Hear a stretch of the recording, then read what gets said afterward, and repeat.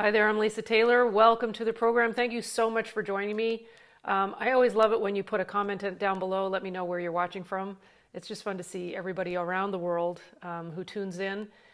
You know, it has been a really interesting time, and just been praying a lot, meditating a lot, and staying very close to God, staying very close to love, because the level of fear that is running around is just rampant. Though I have to say, the level of love and support and generosity is so overwhelming in response to this current situation. It is completely heartening to see that. And I just wanted to come on and talk a little bit about some of the ideas that have been coming to me and offer them up just to see if maybe it's helpful to you as well.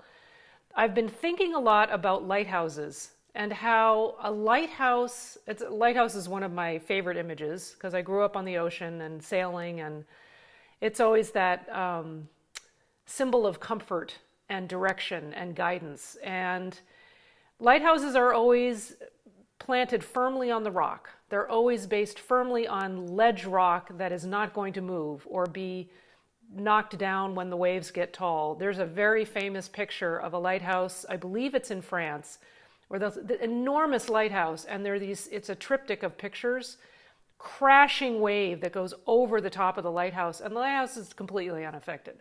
So we need to be lighthouses in this landscape. We need to be lighthouses. We need to be standing firmly on the rock, and we need to be shining our light outward. There is something to be said for not succumbing to the thought of fear, not succumbing to the generalized thought, the rampant fear that is running around, to keep ourselves standing firmly in what we know to be true in the absolute sense of life, what we know to be true about our God-given identity, about who we are as spiritual beings on the planet. Who are we? And what do we stand for? What do we stand for? What are we standing on? What truth is our foundation? And are we standing firmly on that rock, no matter what the waves of fear that are coming at us? And are we being the lighthouse? Are we sending our light, our understanding of truth, out into the world, into our families, into our neighborhoods, into our communities, into our countries? Are we sending our light out into the world to be of comfort to others? Or are we succumbing to the fear and talking about the fear and talking about scenarios that are resulting from fear, painting pictures of doom? Join me in not going down that road. Join me in going down the road of what's vertical. And what I mean by that is vertically align yourself with Source, with God, with love, with truth, with life, and don't horizontally align yourself with all the scenarios and all the predictions and all the fear mongers. Align yourself vertically and stand in the truth. Stand ye still and see the salvation of the Lord, that Bible verse. Stand ye still on the rock of truth and see the salvation of love. See the salvation of truth. See the image of our experience through the lens of love, through the lens of truth.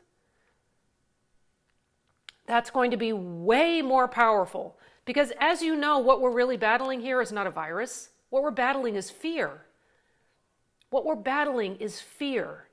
There have been study after study after study and lots of testimonies from people who were tested positive and came out the other side.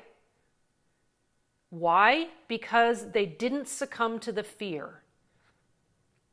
Because they mentally stayed strong, knowing that they could beat this. We can beat this because it is a suggestion of fear overtaking our thought.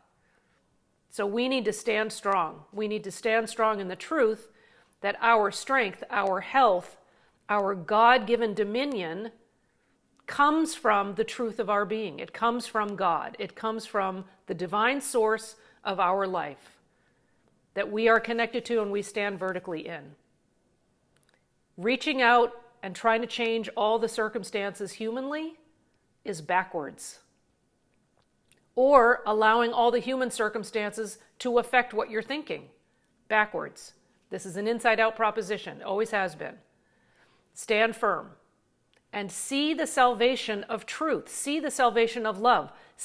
Recognize all the acts, all the generosity, all the acts of love and of unself-giving and of devotion and people who are sacrificing everything to help others and putting those ideals at the very top of our thought and shining out the light of love and hope and forgiveness and strength and encouragement and courage to encourage someone.